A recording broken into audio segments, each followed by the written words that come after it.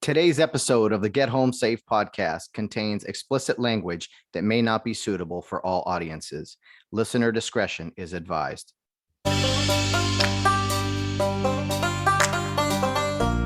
It's time to play ball. Welcome to the podcast with no limits. Whether it be sports, current events, or random thoughts, this is the place to step in and stay a while.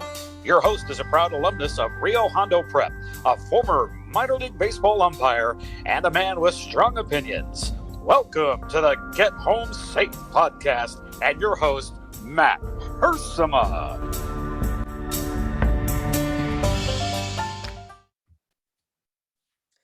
Hey guys, and welcome to another episode of Get Home Safe. We have a special guest for you on the program today, somebody that is a big-time fan favorite, someone who used to be on here weekly. I'm talking about none other than Mr. Bill Barnes, the retired police officer and retired college baseball umpire who used to come on weekly, and we haven't talked to in quite some time.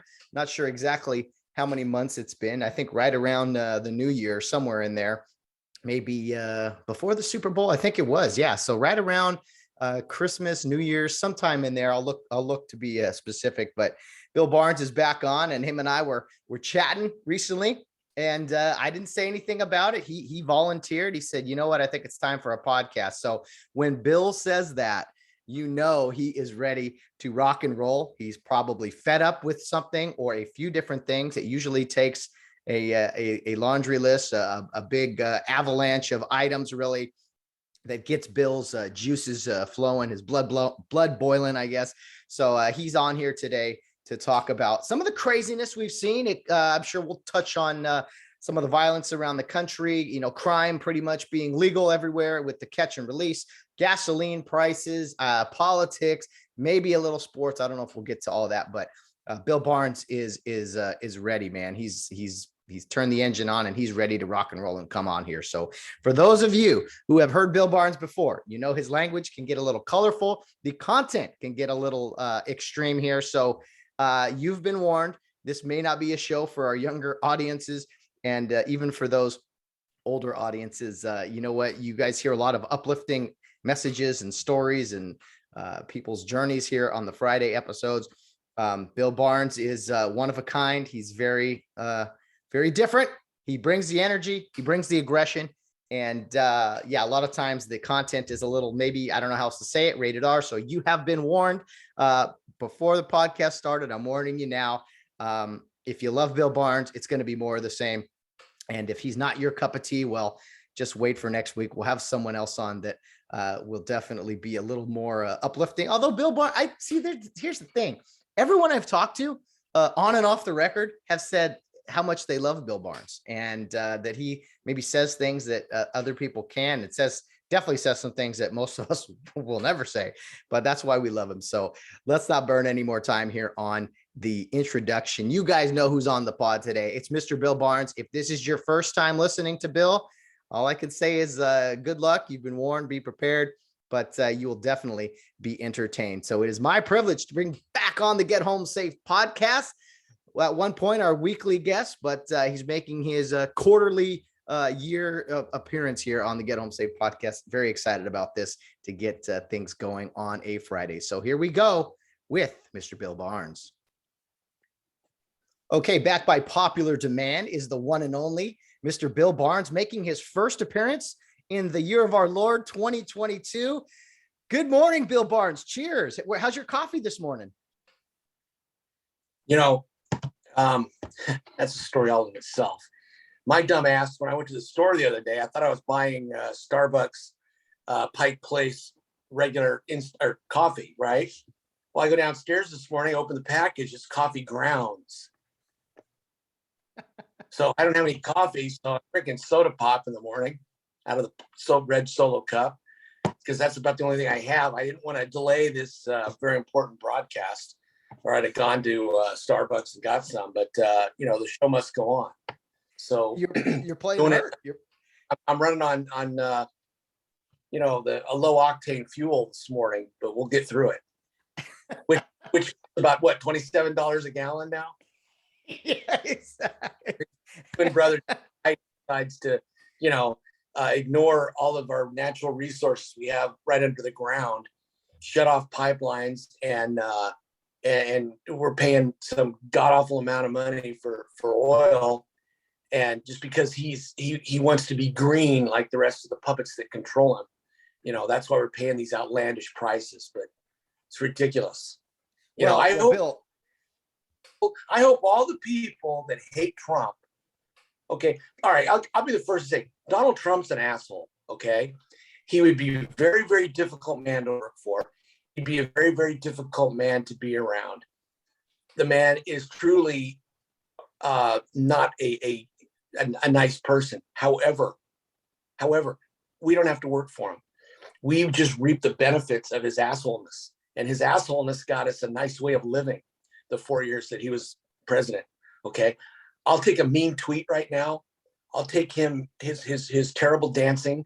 I'll take all that in a heartbeat and get the prices of gasoline, of groceries, of everything down. How about houses, Matt?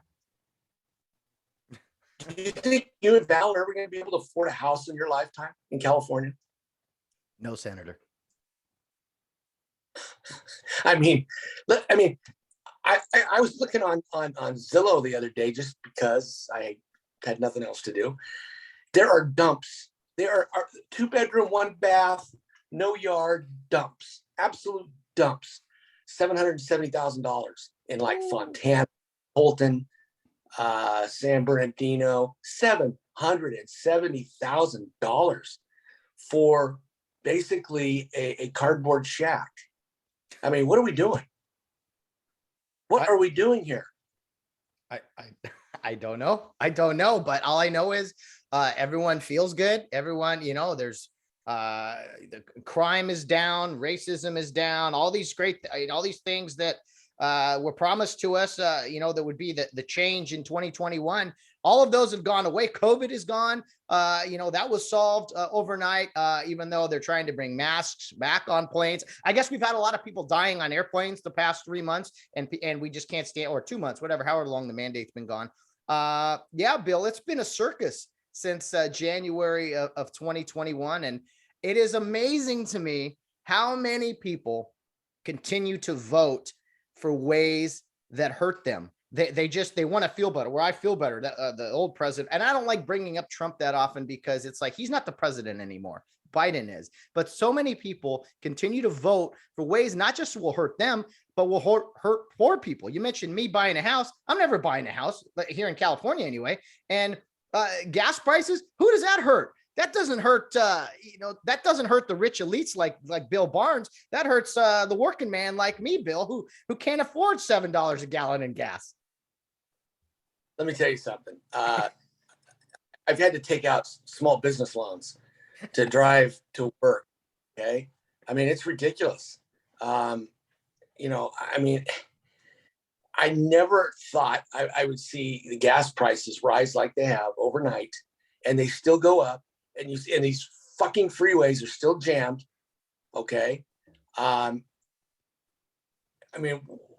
People, I guess we're like trained rats in a cage. We're just going to do anything we're told. Hey, you got to pay $22.77 for a gallon of gas now. Oh, okay. Come on. When's it going to end? Well, Bill, we saw it with the whole masks thing. I know you hate masks like any sane person does. And there are still people clinging to this stuff. Barbara Ferrer, Skeletor, she couldn't wait 2 days to when federally there was no more mandate as far as transportation goes in airports and everything. No, our LA County, whatever she is, she made sure, no, in LA County transportation, you must wear a mask in an Uber at our airports, at our train stations. I want control of you. Some of these people just will not let things go. And the gas thing, we got to slow down here and just focus on one thing at a time. But masks are off, then they're on. It's just like, give it up, people. The whole pandemic, it's over. It's over with. We need to stop this. Okay, COVID now has become, basically, unfortunately, it killed everybody it was going to kill. Okay, when it came out, there was a lot of vulnerable people, a lot of people that had issues that were above and beyond what the flu could handle. Those folks, unfortunately, have perished. All right. There's still a few around that could die from it. They could die from the common cold. They could die from the common flu. In my non-medical, humble opinion, I believe that COVID has now become just another branch of the flu. And when they say that, it's in its own little special area, well, okay. Yeah, people are still getting COVID, but it's like people still get the flu or a cold. It is watered down now to the point where we can live with it. And it's time that we just kind of say, hey, it's here to stay. Let's move on. Let's quit giving it all this.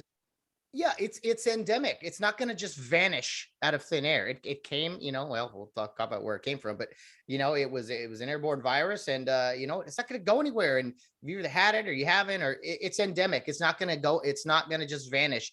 Bill, how about the censorship we've seen on social media? You've never been censored, have you, Bill? The censorship, all the things that have been, I shouldn't say all. How many things have been censored on social media, on the internet, the past, we'll say just 1 year, that actually are coming out as being true? How many doctors and scientists who didn't, buy into the norm, what the propaganda you're supposed to believe, they went another way? How many of them were censored? And we censored various opinions and a lot of facts in this country the past couple of years. And now people like the New York Times are like, well, actually, maybe this did hurt kids not going to school. Maybe masks didn't work.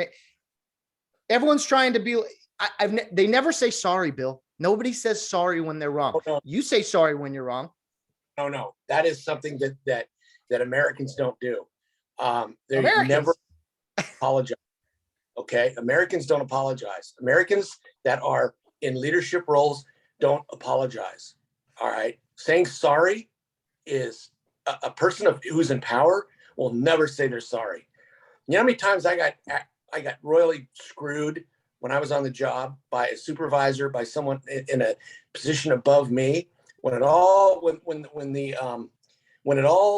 dust settled, guess who was not wrong? Guess who may have been was there, but didn't have the but did not have the blame that everybody put on them. And once things were investigated, guess what? Either Bill or John or Tom or Fred were not the guilty party. Did anybody apologize to us? Fuck no. Here's an example. Here's an example, non-COVID related. You remember when the evil Border Patrol, they were whipping migrants? They were whipping the Haitian migrants crossing the river, and how racist and evil that was, and how could they do that? And the president, the press secretary, everyone spoke out how evil this is. We will not stand for this. They removed the patrol agents on horseback. It came out later, after an investigation, of course, that they weren't whipping guys. Those weren't even whipping. It was the angle of the shot. Has there been an apology from Joe Biden for ruining those Border Patrol agents' lives? Has there been an apology from Jen Psaki for the rush to judgment? No, you ask her now, and it's like, well, there's an investigation going on. We can't comment on it. No, those guys took you to court. Someone paid them a lot of money to keep quiet, and that's the closest thing to an apology we see from our political leaders now. It's like brush it under the rug with some money. Well, and Biden, 6 months ago, however long it was, totally calls those guys, calls them, barbaric and evil.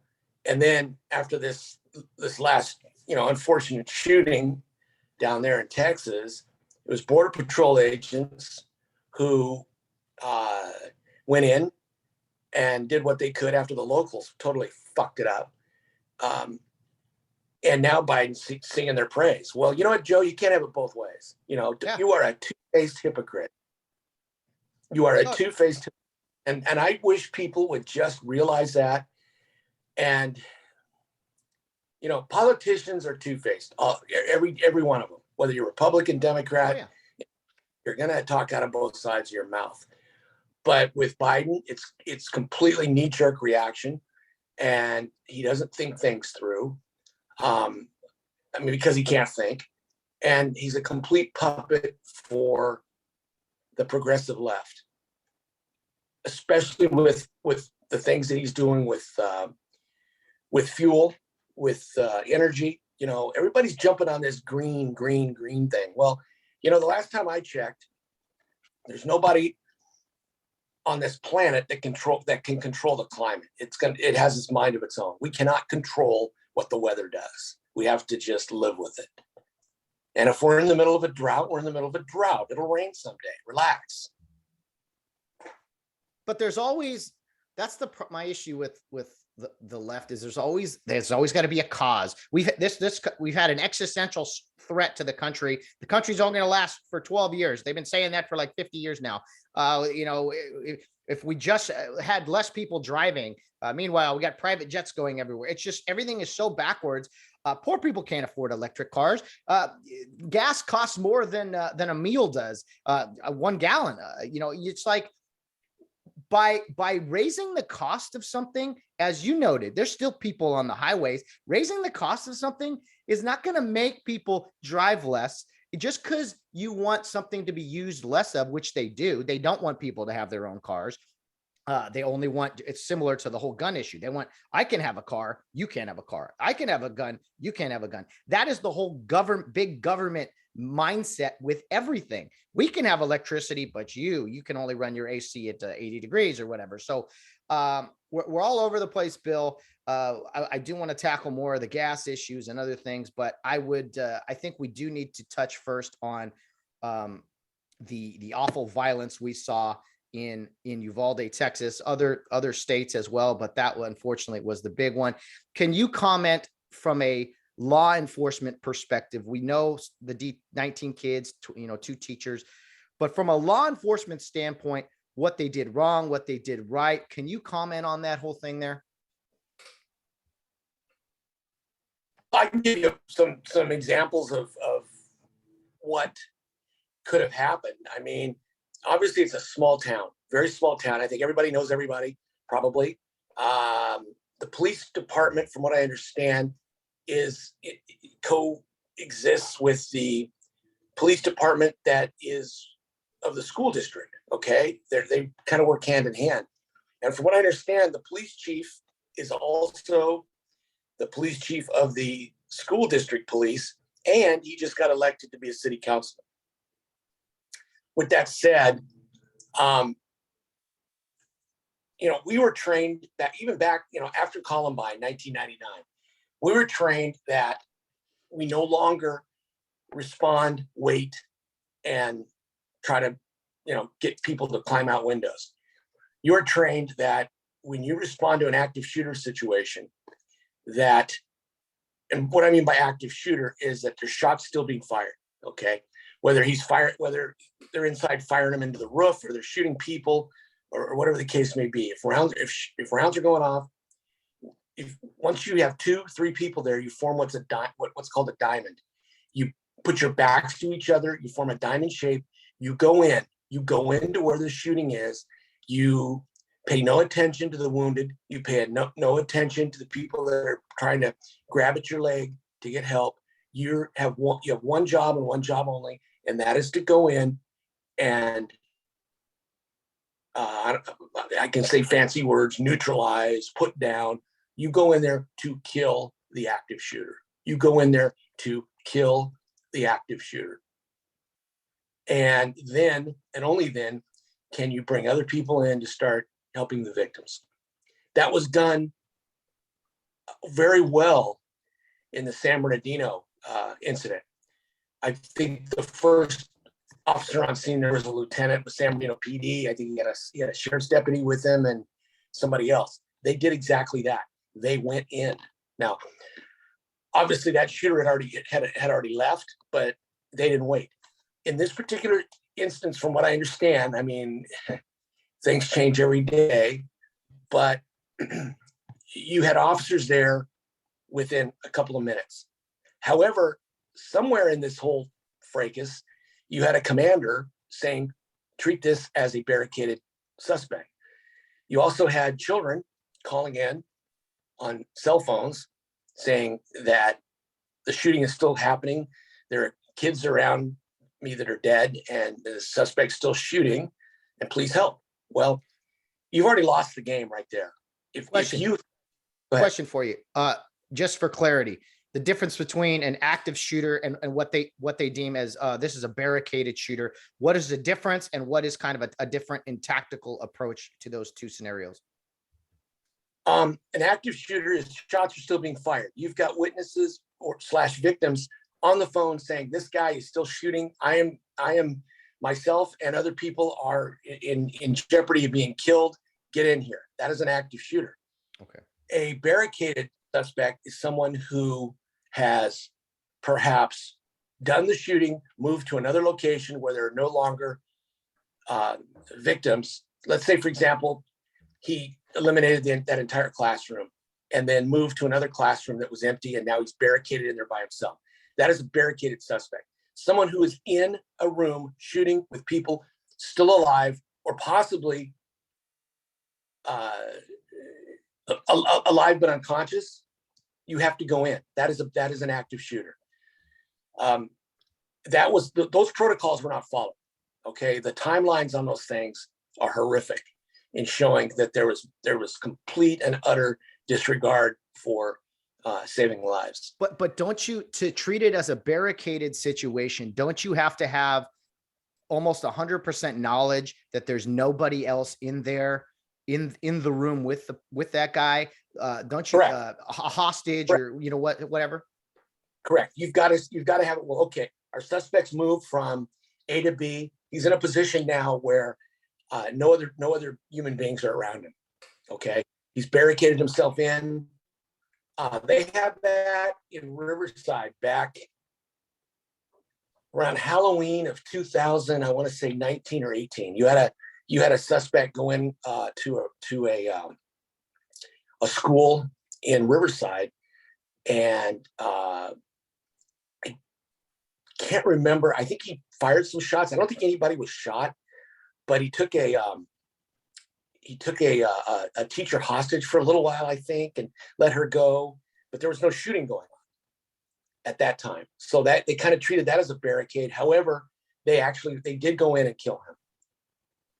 So I'm not sure there's a difference between the Uvalde situation and this thing in Riverside, but it was at a school, and it was not treated as an active shooter. I don't believe the circumstances were somewhat different. But again, in Uvalde, absolute active shooter. The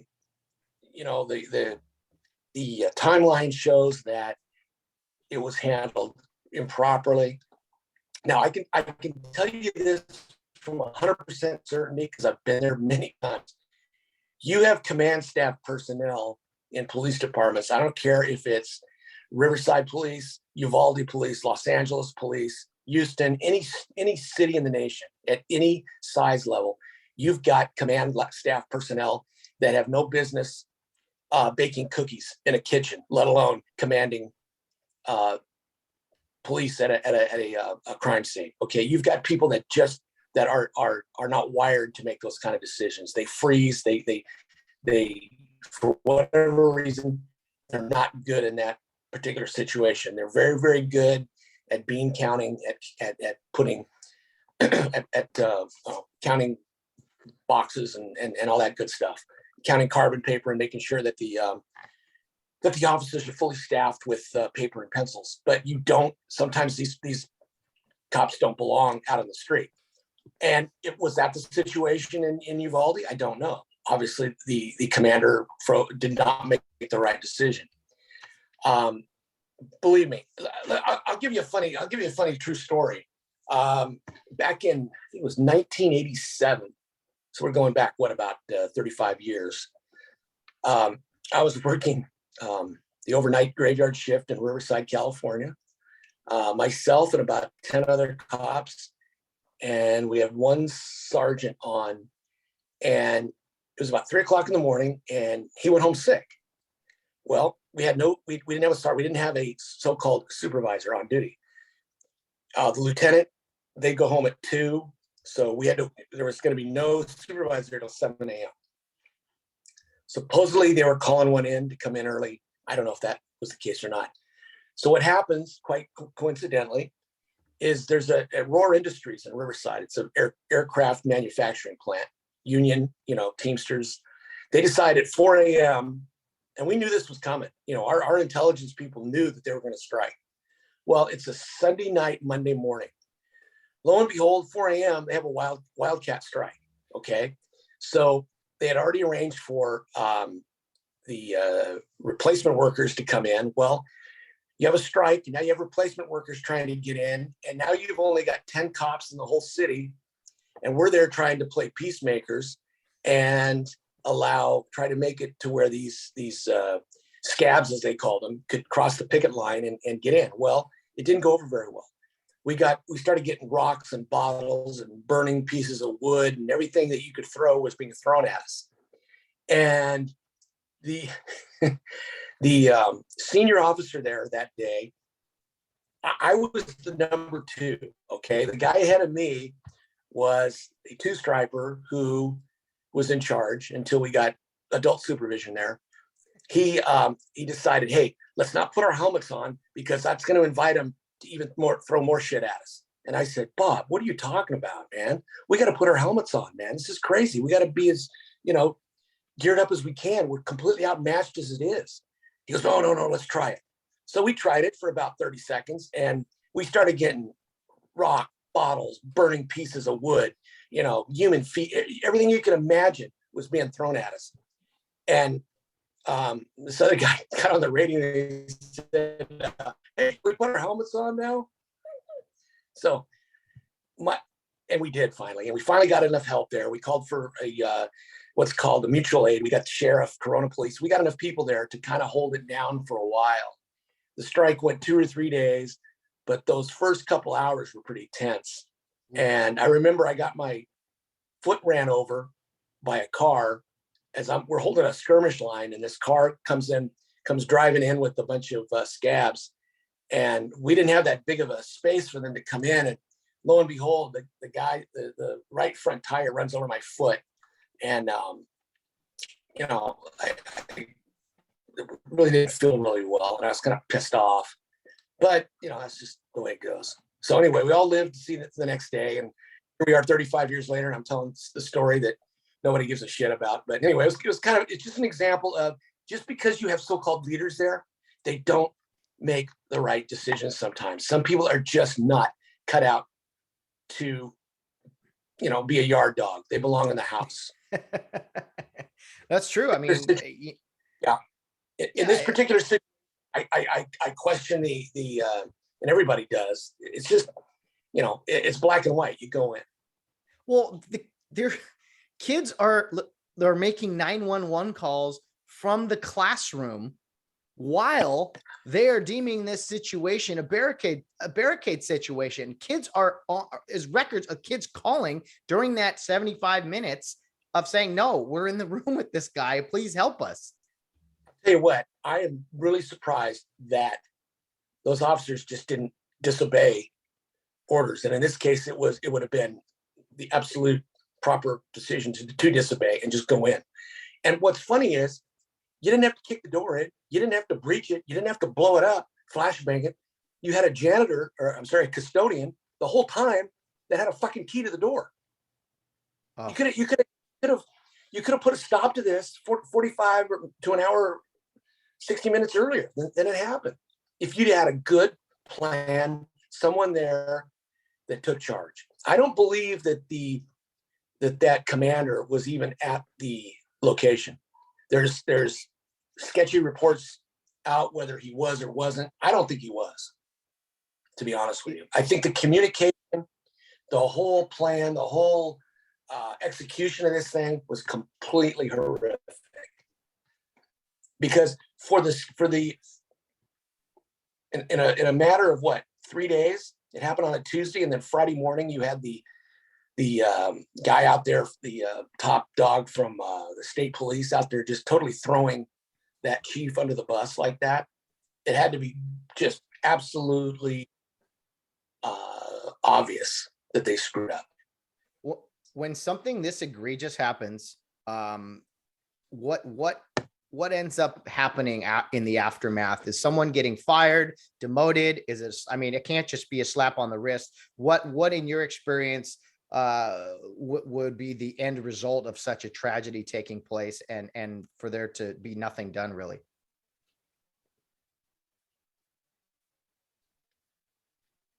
Well,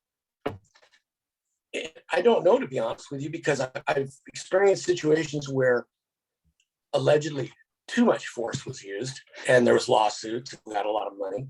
In this particular situation, you didn't do anything at all. Oh, we lost Bill Barnes. We'll bring him back, I promise. Well, the aftermath of this would be up to the state of Texas to decertify that police department, to basically, put them out of business, put a federal decree of some type on them. That would be from the feds, from the Department of Justice, the FBI. Something will happen. Something will happen to that department. Whether they completely dissolve remains to be seen. Something will happen. As far as monetary penalties, I have no idea.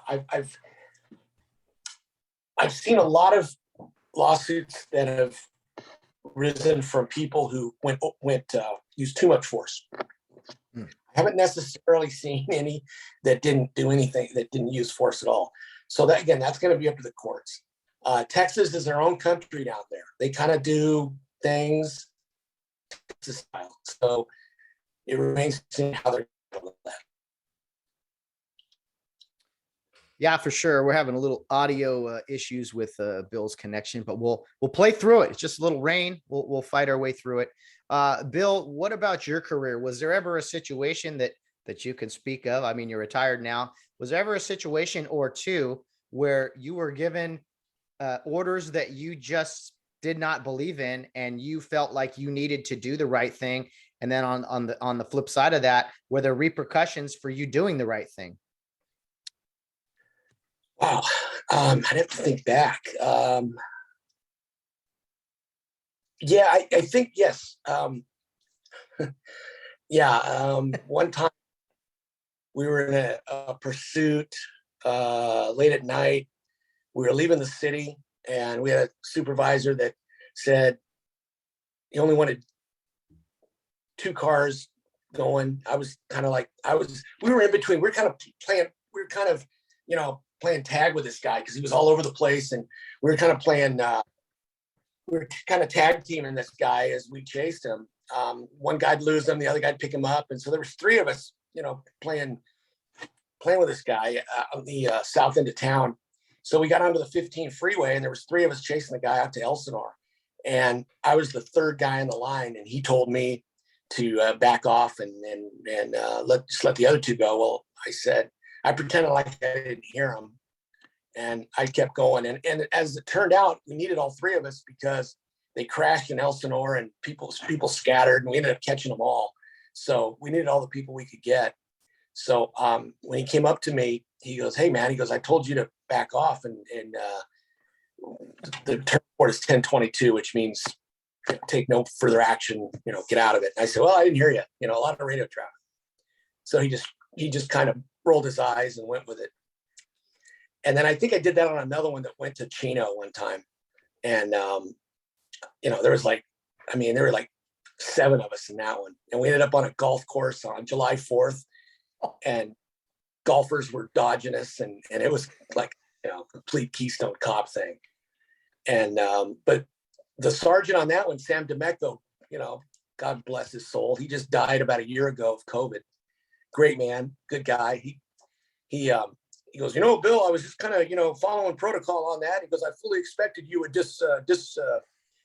completely dishonor my request, and I'm good with that because we needed all the people we could get. So don't worry about a thing. I'll take care of it." So good old Sam, he took care of us, and That was a fun little deal there. I think bottomed out 2 cars and got one stuck in a sand trap, and it was quite a fun little deal. Wow. Just playing cops and robbers, huh? Just well, it's back in the day, have fun out there and take care of business. Finish the old car chase at the 19th hole. Sounds like a good time. Oh, that is funny, Bill. We were chasing, and he was like, guys were throwing golf clubs at him, and it was kind of funny. Oh, that is great. Oh, that is great. Bill, how's work been, man? Still on the road a lot and, working hard or hardly working. How's life been the past few months? Well, it's just the same old stuff. Yeah. Just putting a lot of time on the road, making sure that product gets safe from one place to another. I did a couple of photo shoots working, guarding expensive jewelry at a photo shoot in Beverly Hills. I got to meet Vera Wang. Really? I got Bo Derek. Yeah. Bo Derek. That's your generation. That had to be a thrill. You know what? I asked her where her dreadlocks were, and she gave me no, I didn't say anything to her. Anyway, I remember, I watched that movie 10 that came out, 40 some years ago. And to those of you out there that are younger, that don't appreciate a very, very good looking woman's body, very well put together, I would beg of you to dial up the movie 10 and take a gander at that. Bo Derek still is really, when I saw her, I recognized her, and our eyes met, and then, and that was it. It went no further, obviously, because she looked at me, and, obviously, she's got bigger and better things to do. But I recognized her. A lot of people there didn't know who she was. So I sure as hell did. And then the funny story about Vera Wang is I see this older Chinese Asian woman dragging a bag up this big driveway, and I didn't know who she was at first. And I said, ma'am, can I help you with that? She goes, oh yes, thank you. And she had a roller bag with some stuff in it, I guess. I think it was women's bathing suits or something. I don't know what it was. So I'm dragging her bag up, and I take it to this table, and there's a name tag that says Miss Wang. And I go, oh, Vera, wow, shit. And I put it up there for her. And, she wanted to tip me, but of course we're not allowed to take, tips being on the job like that. And I said, oh, that's okay. Thank you very much. I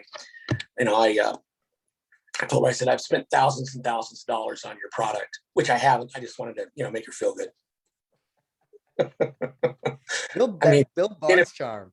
If Vera Wang stuff is sold at Ross Dress for Less or Marshalls, I guess I bought it, but I doubt it is. And I'm certainly not wearing somebody else, obviously.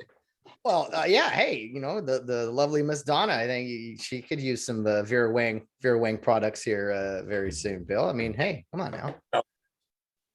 She has an obsession. She has a complete, utter obsession and habit.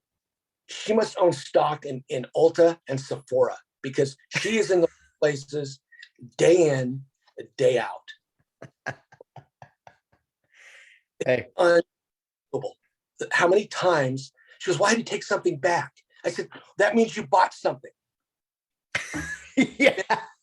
No bullshit. You didn't find it on the street and decide you're just going to go in and redeem it. No, you've been in there before then and bought it. Now you're taking it back. It is completely insane the amount of time that she spends in those two places, Sephora and Ulta. I can tell you every aisle, what's in every aisle, what the cash registers look like. It is insane. Wow. The woman's mind when she goes in there. well, it's like you in thrift stores, Bill, buying $4.99 t-shirts. You just keep coming back and buying stuff. That is her Sephora, is you and thrift store t-shirts. Well, yeah, but stuff in Sephora and Ulta don't cost $4.99. Okay, there's a big price difference there. I bet they do. It's just different decimal points, Yeah. over a few places. Bill, speaking of Bo Derek, who was the first? Maybe there's a couple. Young Bill Barnes, I don't know, 12, 13 years old. Who was the first young lady, we'll say, that caught your attention? We all grow up kind of disliking girls when we're adolescents, and then we become teenagers. Like, wait, women are actually they're pretty attractive. Who was the first attractive young lady you remember back when you were a young man? Well, that's a great question. Well, we all had those Farrah Fawcett posters, hanging on our wall. I was probably 16, 17. Before that, probably like Raquel Welch in that movie about the prehistoric times. I can't remember the name of it, but that was pretty good. She was always, pretty decent to look at. She was on the poster in the Shawshank Redemption, right? Raquel Welch? I'm pretty sure she was on the poster that he hid the area he tunneled out of. Anyway, doesn't matter. I know who you're talking. And yeah. Now I will say this that and this she's a year older than I am. Okay. There's a particular singer from the Bangles. Remember the Bangles? Walk Like an Egyptian? Okay. Yeah. Okay. The lead singer from that group, Susanna Hoffs. Okay. When I was in my early 20s, she was probably in her early. I had I could have easily stalked her. I could have been a stalker. Susanna Hoffs. Okay. I could have stalked her. Okay. But I thank God. Still to this day, she is beautiful. She's a year old. She's 63, 64, but she could pass for, in her 30s or 40s. If Donna, bless her heart, if she gave me a mulligan, Susanna Hoffs would I'd cash in on her. I'm looking right now, Susanna Hoffs. Yeah, you're not lying. You're not lying. No. She looks young to this day. I'm telling you. Yeah. Looks like a lot younger than you. Absolutely. Shit. Katharine Hepburn looks younger than I do, for God's sakes. She's dead, isn't she? Oh my goodness. Susanna Hoffs. Okay. All right. Yeah, rocking the guitar. Like, the Bangles next. Yeah. Now someone's gonna play this and somehow, she's gonna see this and she's gonna say, oh, that guy, I did have a stalker back in the 80s. That's the guy, and I'm probably next time you see him, I'm probably gonna be in jail or something. I did not stalk you. I did not. I did not. But I could have easily, but I didn't. The things we could have done. Don't tell me where you go out to dinner at, because I might show up there. I'm just saying. What? A man's got to eat. That's all. You just at a restaurant. That's it. Oh, the things we could have done. Right. The things that. Anyway, whole nother subject. Bill, speaking of age, man, I don't know if you can see it on camera because it's grown out a little bit the past day or so. I'm all in, man. I've decided, much younger than you, to go full Bill Barnes. I've been shaving the head the past week. I feel good about it. I feel good about my decision.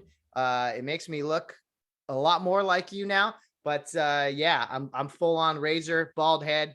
I'm done. I'm all in. Wise decision. I mean, it's it'll save you about, let's see, twice a month, 15, 30 times 12. It'll save you about, I guess, $300 a year getting a haircut. Yeah. I was buzzing it anyway. And it was just like, it was too much loose hair everywhere. And I'm just like, you know what? Why are we fighting this? I got the power alleys here. It was going deep up the, left or right center. It was just time. So I made the decision, and I waited a lot longer than you did, Bill. You fought it for so many years. You gave us the perm. Oh man. I went all over. I was all over the place, man.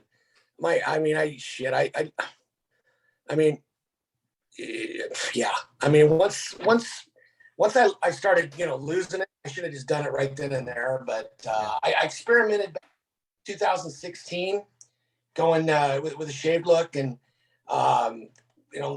came back, and then and then it's been 2 years now since I've vacated it. So it's been a great decision.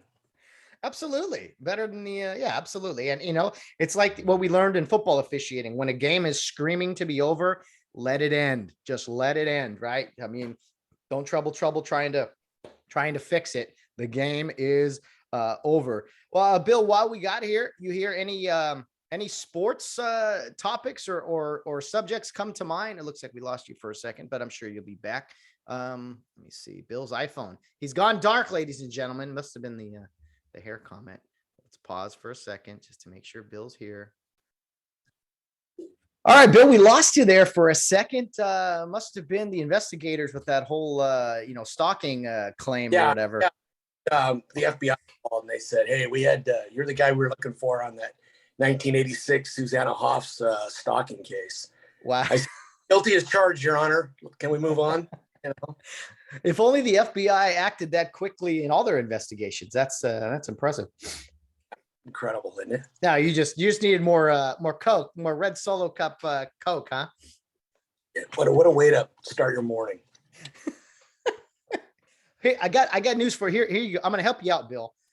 This is a great way to not only support law enforcement and military, but it brings the coffee right to your door. You don't have to go shopping for it and buy the wrong one. Black Rifle Coffee, man. Subscribe. You just do it one time. You'll never have to think about coffee again. Done.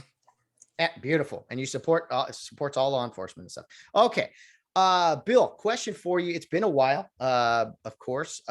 Any sports questions or topics that come to mind? I don't know if you know this. The Rams won the Super Bowl back in February. That was a real thrill. But any sports topics on your mind? No. No. I think Tommy Pham is an idiot. What is that? He's an absolute idiot. He's a guy that's untethered. He really is. Yeah. I mean, he hasn't stuck with one team long enough because they get tired of his bullshit and they trade him. And then in batting practice, he walks up and bitch slaps Jock Peterson because of a fantasy football dispute. I mean, Come on, man. Didn't you learn when you were in the strip club in San Diego and stabbed that you need to kind of just scale it back a little bit?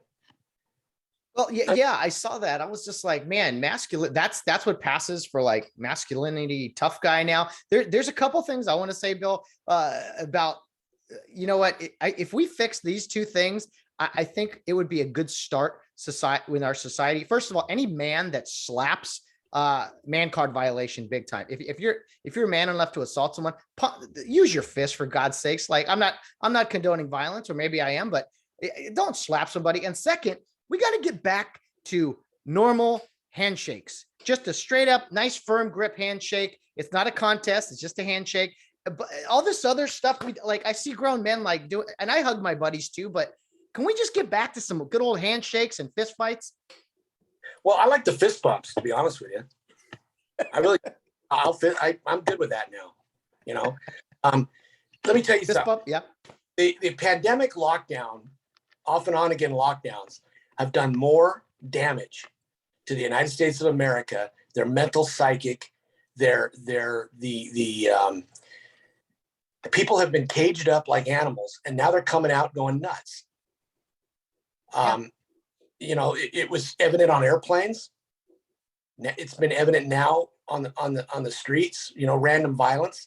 You can't keep a person confined for that period of time and then expect them to come out and be normal. No, and where we're seeing it the most, Bill, is the youth, adolescents, teenagers. You think teenagers who are going through this, emotional, physical growth during their teenage years, you think that is good for them to be bogged down, not be in a classroom, out socializing with people? I mean, it has done tremendous damage. And what kills me is you hear this phrase all the time. Oh, these were unintended consequences of our decisions. Unintended consequences means you weren't thinking clearly about what consequences. Everyone was saying 2 years ago, you can't put kids in bottle them up at home and do Zoom meetings and everything. It's going to cause damage. No, they'll be fine. Now, the same people that said we have to do this are like, well, these were unintended consequences. Unintended consequences mean you're insane and you didn't care. Yeah, I agree. You see it with, the kids now that are graduating from high school, the last 3 years have been a joke. Since they were sophomores, they haven't done shit. Mm-hmm. Okay. They're not prepared to go out into the real world now. They were given an AYSO, everybody plays trophy as a graduation paper because, you know, if you couldn't do it, that's okay. We'll give it to you anyway. Yeah. Yeah, Everybody passes. Yeah. Everybody passes. You know, they've done away with the testing to go to college. Am I correct? SATs are done. Yeah. Basically, if you have the money, we'll take you. Yeah. Pay to, So pay to, like the entire, just like the entire game of life, pay to play. Those with the most get the best shit. You know, the elite among us for sure. I mean, I have seen, you know, you took away sports from kids. You took away, you know, musical performances. You took away just the daily life in a classroom. You made everything, you know, there's no right answer in math. You know, math is racist, apparently. That's what the Oregon governor or school board said. I mean, school boards, Bill, in my opinion, have been at the forefront of ruining this country the past couple of years. School boards.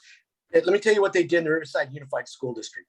At high school graduations, they did away with valedictorians. They did away with tassels on the cap. They made everybody the same. You worked hard and you deserve to have some type of recognition. No. We're going to put you in the same category as the guy who got the 1.50 GPA and barely skated by. Wow. So the ninth best student in a class of 15, such as myself, is the same as the valedictorian? I don't think so.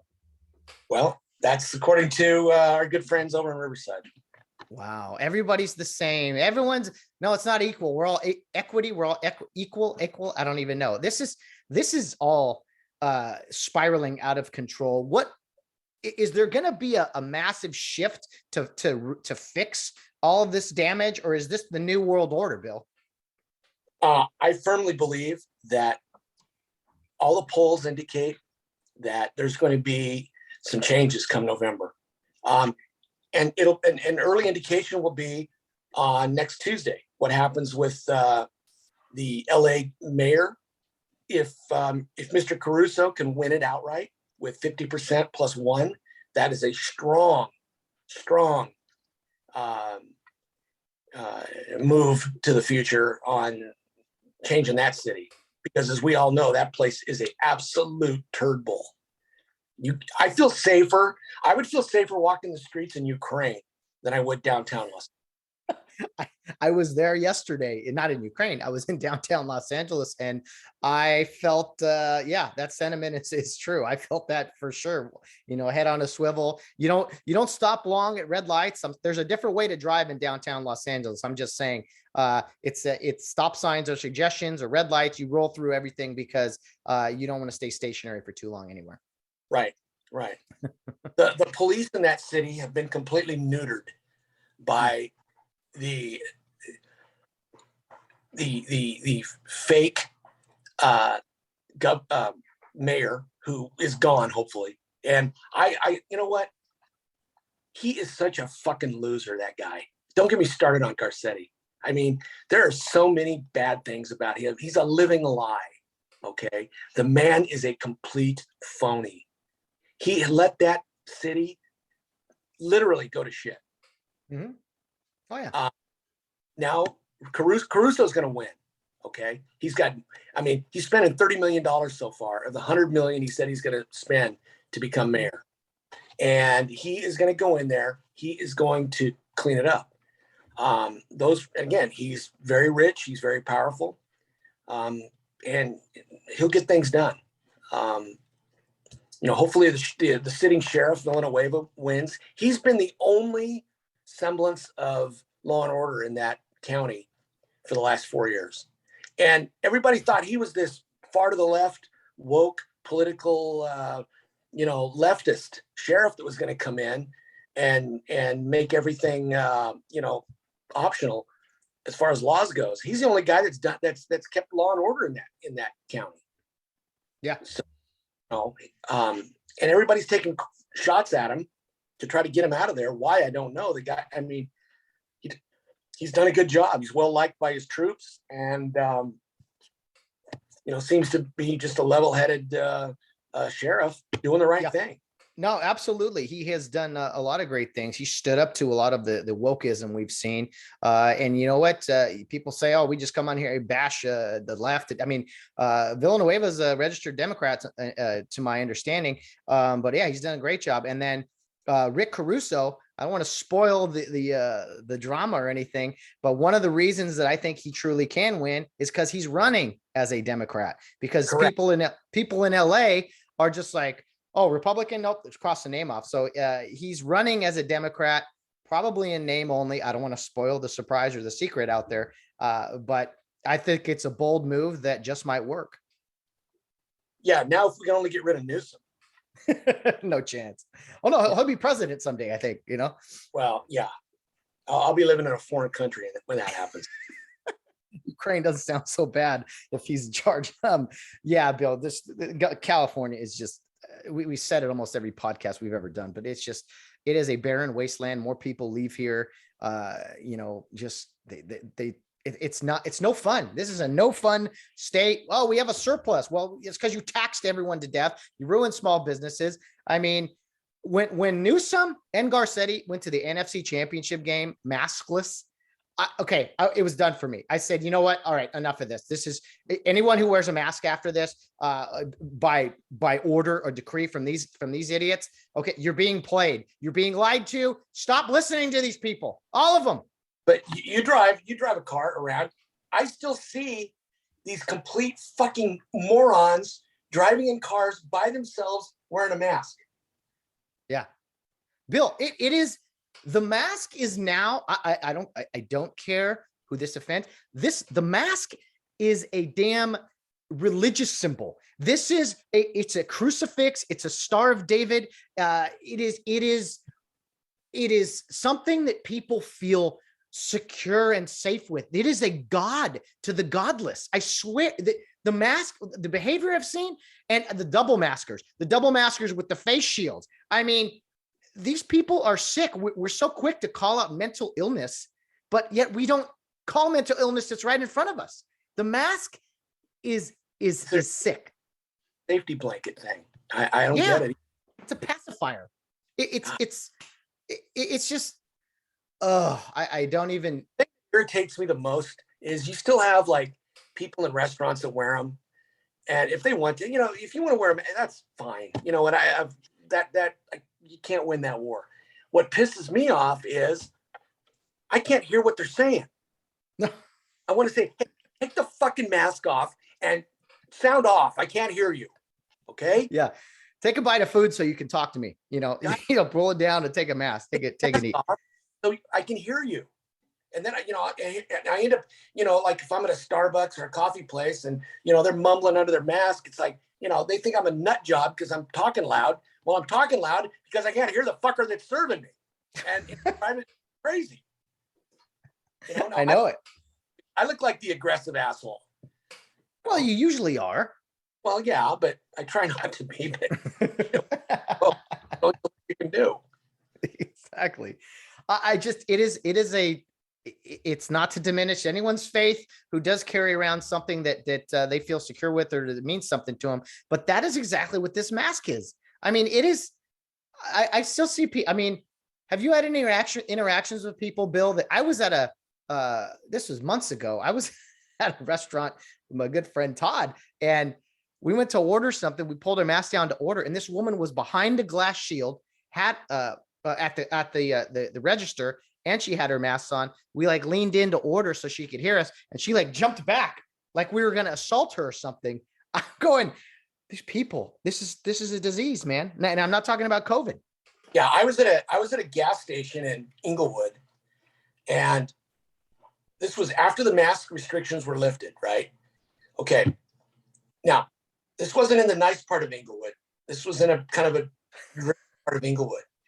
And they have a security guard who's got a mask on at the door. I walk in without my mask, and he goes, "You got to have a mask." I look at him, I go, "Says fucking who?" I said, I go, "That law's been rescinded." "Well, it's our company policy." I said, "Okay, then you go in." "I don't have a mask." "You go in and get for the gas then." He goes, "Oh, well, go ahead." So then I go in, and now I've got the guy behind the counter yelling and screaming at me for the mask. And I said, let me make myself perfectly clear. I go, your doorman already yelled at me about a mask. He told me to come in. I need a receipt for number 8. I said, let me tell you something. I will never, ever set foot in this establishment ever again. I go, number one, why I'm here in the first place is a riddle to me. Second of all, I'll never come here again. I go, you've got more human feces and crap in your parking lot that I should be worried about rather than wearing a fucking mask inside this place, because you're glassed up. You're in a bulletproof freaking cage back here by the cash register, and you're worried about me wearing a fucking mask. I said, you're out of your mind. No, I was in down LA, MacArthur Park, right there by Langer's Deli.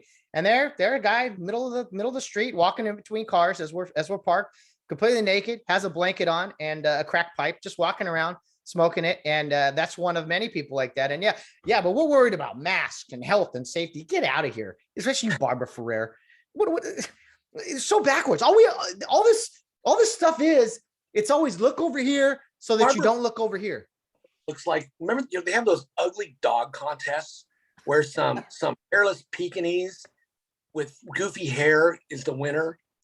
That's what she looks like. I despise that woman. Number one, it's unfathomable to me that she's a mother, because how could anybody, do anything to make her a mother is beyond me. Okay. Number two, how she is a complete and utter, she likes to make life, because her life is so miserable, she likes to make other people's miserable too. She is the complete, what's the word I'm looking for? Like total party foul, She would show up, a person like her, oh God, it's time. We gotta go, Yeah. Complete buzzkill. Bill, these people are bored. They're godless. They have nothing going on in their lives except let's control other people. That is all it boils down to. Remember, we used to talk about officiating, walking on the field, and some guys, hey, don't be the badge guy. Hey, look at my badge, guys. Look at all, I control all this. Don't be that guy when you walk on a field. Unfortunately, we have so many leaders like that, especially in LA County, especially in California, who just like, look at what I can do. I'm an expert. I can say and decree whatever I want. And we need more people like your gas station experience, Bill, to just be like, no. The answer is no. We're not playing your games anymore. Enough is enough. They are complete egomaniacs, and they completely sicken me. I can't stand them. Yeah, we need more Bill Barneses of the world. Bill, I have a question for you. We just had Memorial Day. We're a few weeks away from the 4th of July. Should be, extra patriotic times. I discovered something. I kind of thought about something.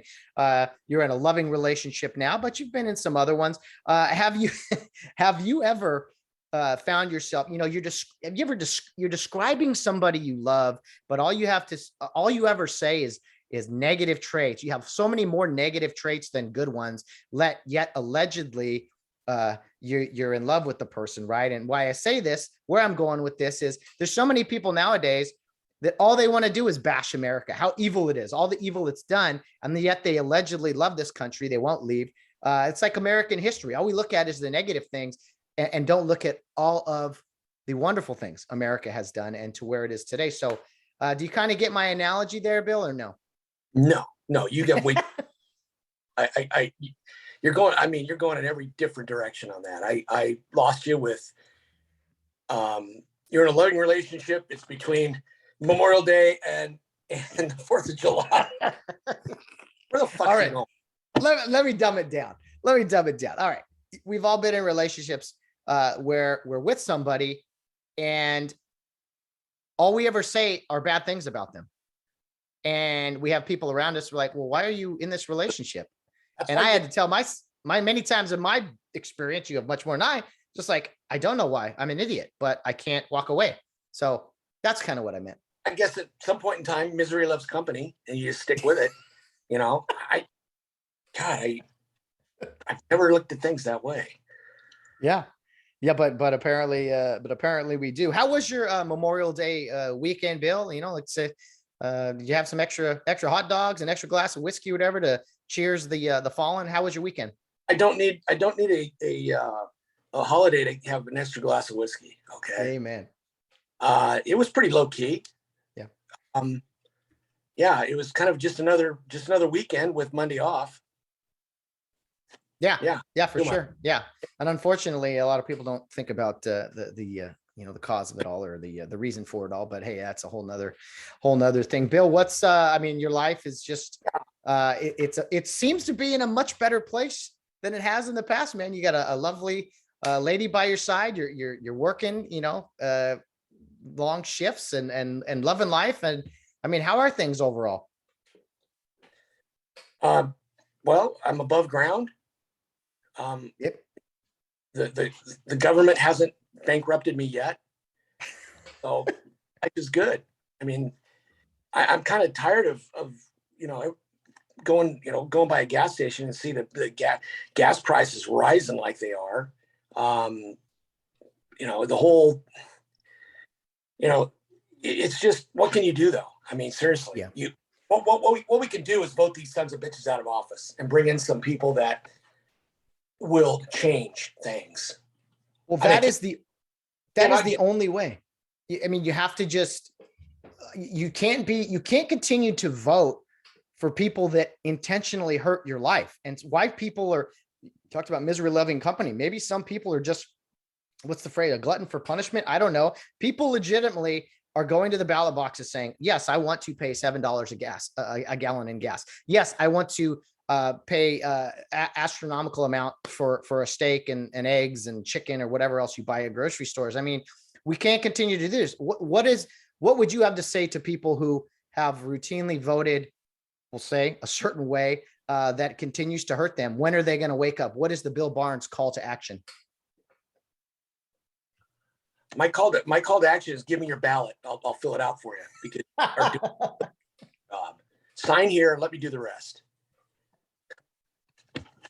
I think that happened a couple of years ago. Anyway, no, the whole write-in ballot, the whole the mail-in ballot, that's got to go, and that's why I think they are bringing back the whole COVID thing. They're doubling down. I think they're going to try to push again in November for mail-in ballots because that's the only chance they have, Bill. California's lost, but all these other purple states around the country, if they don't turn red in November, then I will know that we are. Well, let me tell you, they're going to have a whole lot of cheaters and a whole lot of people that are changing votes because it's going to be completely obvious that the country wants change. And when you see these dipshit Democrats still winning, there's something wrong. There is something.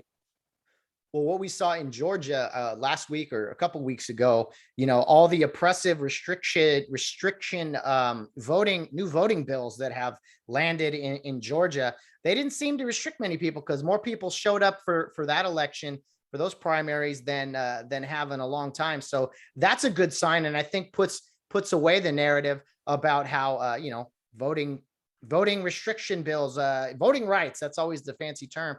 That seems to not be the case when more people showed up to vote than have in the past. So try again your whole narrative about, IDs are racist or whatever.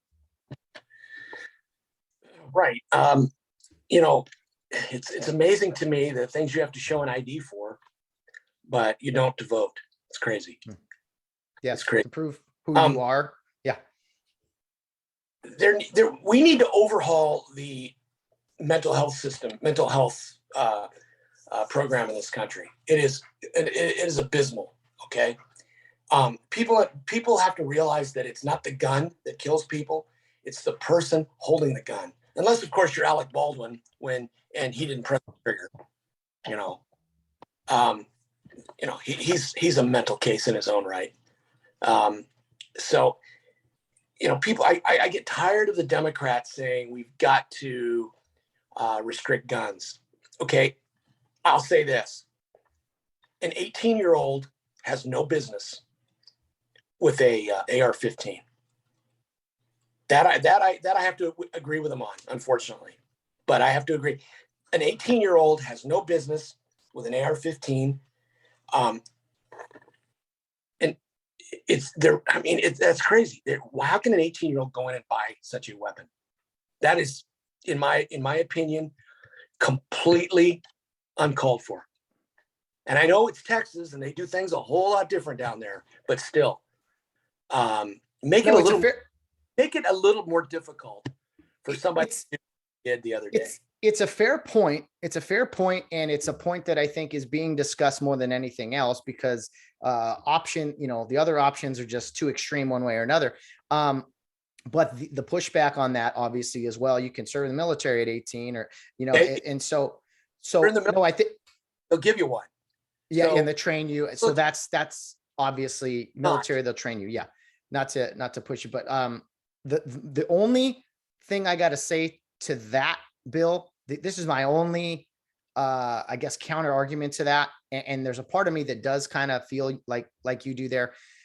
My only counter argument is that they'd never stop.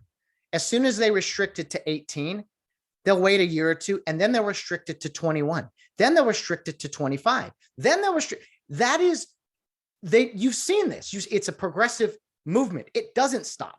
You give them 1 inch. Okay, there's plenty of people who are pro-gun saying, pro Second Amendment, who are saying, okay, fine, we'll listen to you on that. But there's never the other way, the two-way street of, okay, we'll hear you on that comment. They are just extreme. Take it all away, burn it all down. It's never a two-way street, a tug of war as far as compromise, right? Well, that's what the Democrats are saying about abortion. They're saying that it's going to be, it'll be something more after that, where, abortion is a very, very, very tough and sensitive subject. I will say this. I'll say this. The states like California that support full-term abortions are nothing but killed. That in my opinion, they're killers. That is absolutely unacceptable. Well, at some point, my belief is that at some point, whatever term, whatever month, however you want it, whatever the timing is, at some point, there's another life involved. I mean, right, exactly. At some point. And so that is the compromise on the subject. I'm sorry. That's a compromise on the subject, is like people who are, say, pro-life versus pro-choice. Pro-lifers for the most part will be like, okay, I believe up to some point. At some point, there is somebody involved. But pro-choicers, it's just like, no, it's always okay. And it's just like, well, I don't think that there's never any give and take on both sides. Anyway, go ahead, Bill. If you're going to allow a full-term abortion of a fetus at 9 months, then at what point we're going to start killing 40-year-old males then? Okay. I mean, shit. Let's ask Dr. Ferrer. She knows everything. If it was up to her, she'd probably want to rid the entire county of Los Angeles of white males. At what point do we say, like you said, I mean, there's always been this opinion on when is life formed. Okay. So we need to come up with something.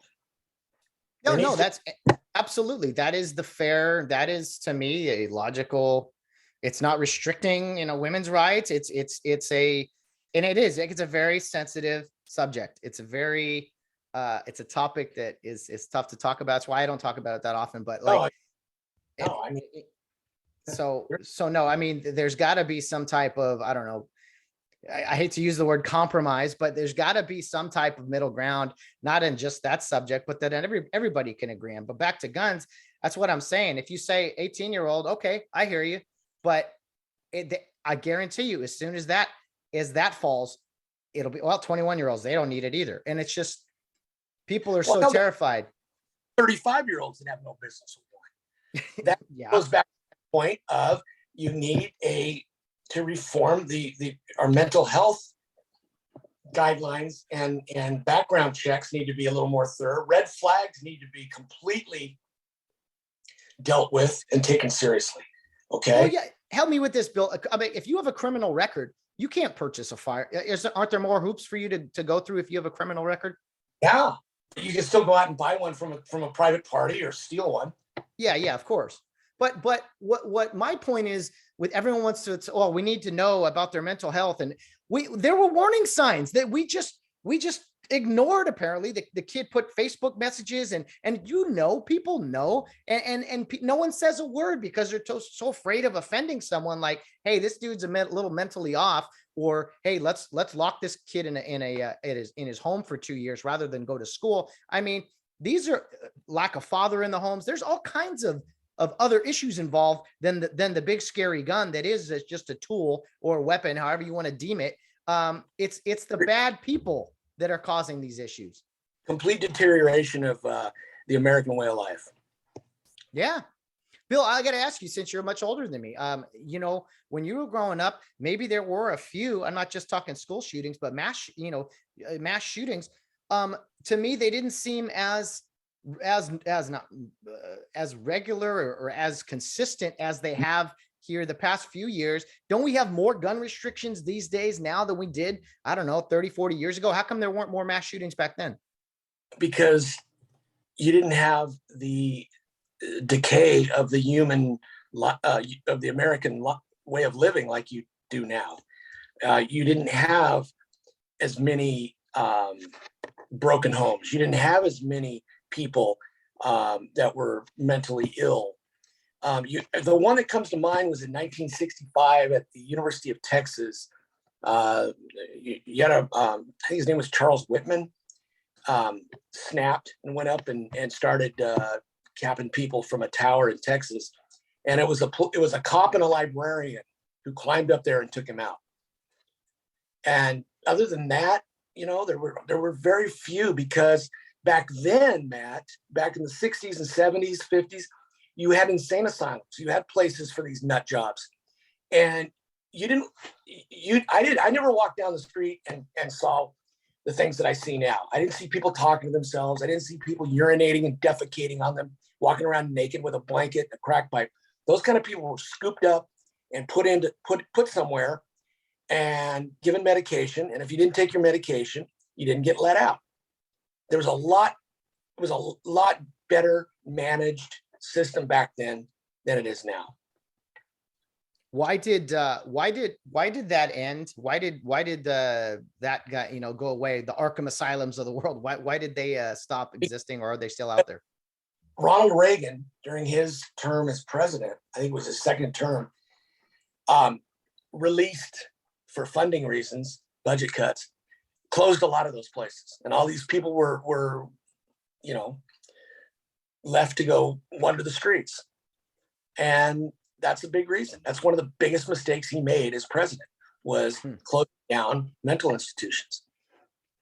That's when you saw the increase in street people, homelessness, transients, etc. Because there's no place to put these people except, under a tree in a cardboard box. Yeah, I mean, can't we go back to that in some way? Build some, I don't know, some shelters? Because I've heard a lot of people who are homeless, they don't want to go to the shelters because you'll be, drug tested. And too bad you're going. Yeah, no, I agree with you. Enforce vagrancy laws. We don't even enforce gun laws. The DA of LA County doesn't enforce, enhancements on gun crimes. So yeah. We have these laws on the books, but we don't use them. It's like having these nice, beautiful set of glasses up here, but we never drink out of them. Yeah. I am a firm. No, I'm a firm believer. We need to make crime criminal again. I mean, this is the district attorney of Los Angeles. First of all, the whole Gascon thing.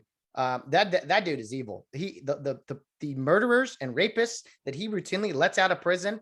I mean, he's just one example of the types of DAs we have. We have to stop this. Oh, just catch and release. No, put him in jail. If there's not more room, build room. We cannot have people just walking into CVS's and stealing things.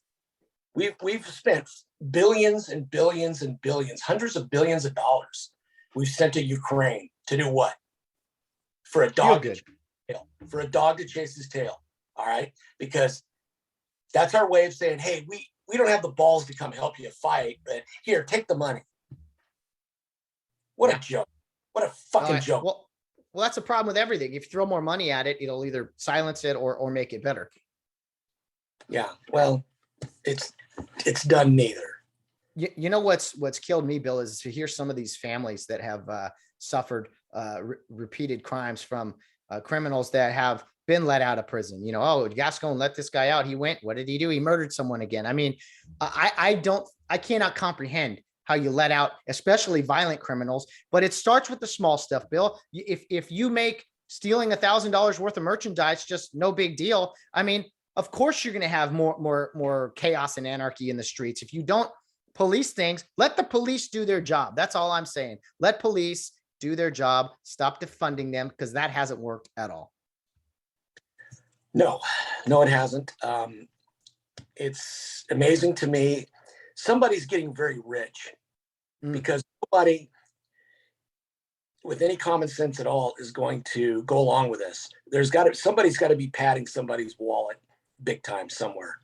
Just like how did Nancy Pelosi and the other brain dead one up there, Feinstein, how did they become so rich as public servants? Yeah, it's a good question. Okay, because rich, big money people pad their pocket so the votes will go their way for their things, and sometimes their things are not good for the masses. No, I would say most of the things are not good for the masses, and they want to preach unity and all that. Remember when Joe Biden came into office and all they talked about, oh, unity, we're going to unite the country. Meanwhile, we're going to call half the country white supremacists or whatever. You can't have both ways. Like unity, you have to do something that unites us. You can't constantly be divisive in everything you're saying. I hate to bring up Trump, but they accused him of that all the time. It's like, wait a minute. This is from you guys with the constant pushback and the violence in the streets and all this and that. So I can't believe where we're at, Bill. We got at least 2 more years of this. It's a scary thought. Yeah. Well, the only thing is that let them keep shooting themselves in the foot.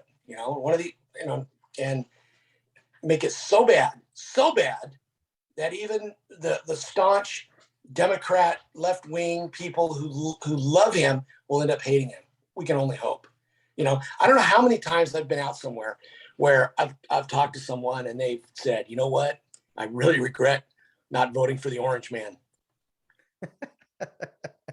It is interesting. I think there's a lot more people who feel that way now than before, because people didn't like Trump and COVID and the riots in the streets. They hated all that stuff. That is what pushed, and plus the constant media push. That was a big reason why he was not reelected on paper anyway. But I do think that there's more people. I do know this. There's a lot more people that know they made a mistake in at least voting the Biden in than there are people that are like, no, I should have voted for Biden. This is great. Yeah. And all the people out there now, we're the ones that were bad mouthing Trump and Biden this, Biden that, he's great.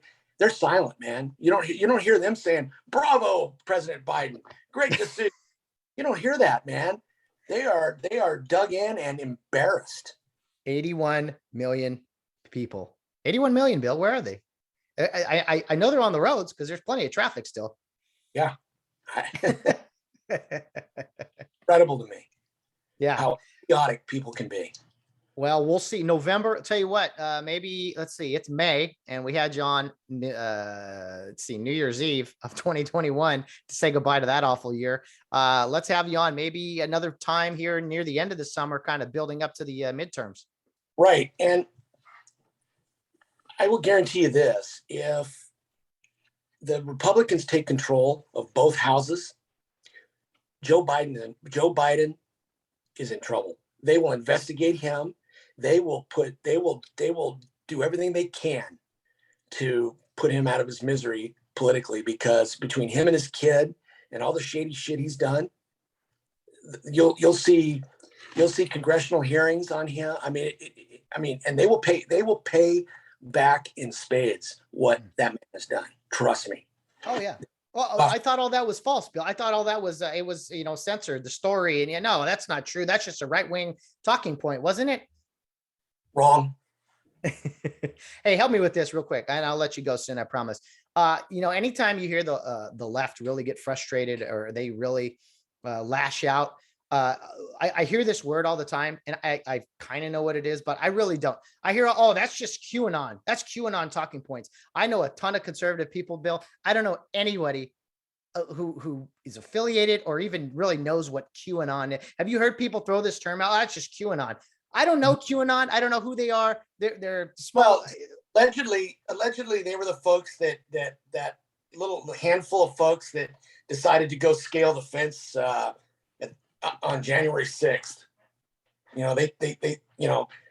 Again, it's a loosely used word on anybody who disagrees with. Oh, you're QAnon. Oh yeah. Exactly. Exactly. Well, that's what the left does. They just smear. They just throw it. They don't argue. They don't debate. They're just like, oh, you're QAnon. Yeah. Yeah. Labeling people. I thought you weren't supposed to label people. That doesn't seem right. That abide by them. The Democrats, obviously rules don't pertain to Democrats. Yeah. The left-leaning progressives like the lunatics that hopefully will get ousted very, very soon. Oh yeah, no, absolutely. I'm curious when they are out of office, if they continue to, if they no longer use, armed protection, armed security, or if they purchase their own, because that's quite a perk for them to have and smear, gun owners around the country who are so law-abiding citizens and such. But anyway, that's just my point there. Bill, this has been so much fun, man. It's been a few months. I hope to have you back on soon. I know the audience is probably thrilled. I can't wait for the feedback. Maybe we probably lost a few listeners with our topics, but I hope to see you again very soon, man. Yeah, that'd be great. I just needed to, come in and vent a little bit because there's been some things in the past couple of weeks that are just really, really screwed, and get it off your chest and try to make the world we live in a better place. But, you and I can't do that alone. I mean, we need some help, obviously. Mm-hmm. And, we look to our elected leaders to do that, and they are failing miserably. Yeah, oh, definitely. Well, like I said, we don't do weekly anymore, but maybe, once every couple months, man. I'm sure you'll have to blow out more of your system here soon. And Bill, I don't know if you heard, I'm starting a new podcast that's specifically Real Hundo Prep athletics content called The Charge to Keep. That way we have kind of separate but equal jurisdiction with the podcast. Can you see the excitement in my face? I'm bringing you to a game this year, a Friday night football. You're gonna block one of those Friday night trips that I know you do a lot of, and you're gonna come with me to a Real Hundo Prep football game. Yeah, I can hardly wait. That sounds really, really, really exciting. Hey, Bill, let's get together soon, and I'll even let you buy the first round, man. Fair enough. Sounds great, man. See you soon. Yeah. Billy Barnes does it again here on the Get Home Safe podcast. He absolutely delivered. We hit it hard, covered a lot of different subjects and topics. And man, hopefully you guys had some laughs in there. Sound quality was a little rough early on, but we got through it. And here we are. So Bill Barnes, we're going to try to not wait another 5-6 months before he comes back on the podcast again. Like I said, we're shooting for maybe the end of summer, but guys on who listen to this, who love Bill, definitely shoot me a message or two, maybe just to tell me your thoughts on Bill Barnes, what subjects you liked, what was your favorite part, or just things about Bill you like, or even you dislike. That's all good too. On the Spotify app, there's a question I post every episode regarding, hey, what was your favorite topic? So if you Spotify listeners or watchers now, because you can watch our podcast on Spotify now as well as YouTube, there's that option there for you, as well as at the bottom of the episodes, plenty of places there to leave a voice message, to click on links to learn about the podcast. A lot of options here on the Get Home Safe podcast. Bill Barnes, it used to be weekly, and that was a lot of fun. This was our 76th time recording together. So it's been a while since, let's see, New Year's Eve of 2021, but we brought him back and he was ready to let loose. And I think he absolutely did. So let's get him back on more. That's going to come from the fan demand, right? The more I hear from people, the more I can tell Bill, hey, the people need you, Bill. The people absolutely need you. Bill Barnes, we will see you very, very soon. Guys, that will wrap up this week of episodes on the Get Home Safe podcast. Happy month of June. It's crazy that the summer is here, and we'll have more episodes next week. I will be back on Tuesday for a solo show like I do most weeks on Tuesday, recording probably Sunday or Monday at some time. And then I'll have another guest for you on Friday. I've already recorded one. So we'll have that ready to go for you guys next week.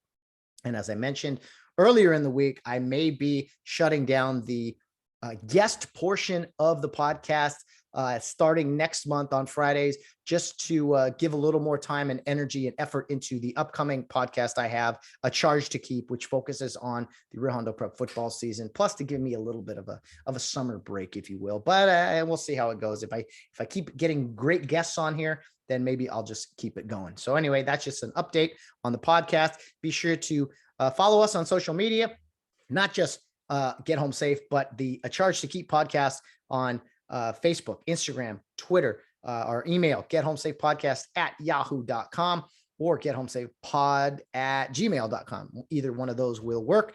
And if you need information from me regarding the upcoming podcast this summer, let me know. You guys know how to get a hold of me. Hopefully I hear from a lot of you here in the upcoming weeks. Guys, have a great weekend. Summer is here. Graduation's going on all around me. And I'm really excited about the summer coming up, and it just hopefully some hope here as we roll into the fall, if you know what I mean. So guys, thanks for joining me today. Bill Barnes, I appreciate you, man. I hope to see you very, very soon. But guys, as always, no matter what you're doing, whether you're out on the town or rounding third base, get home safe.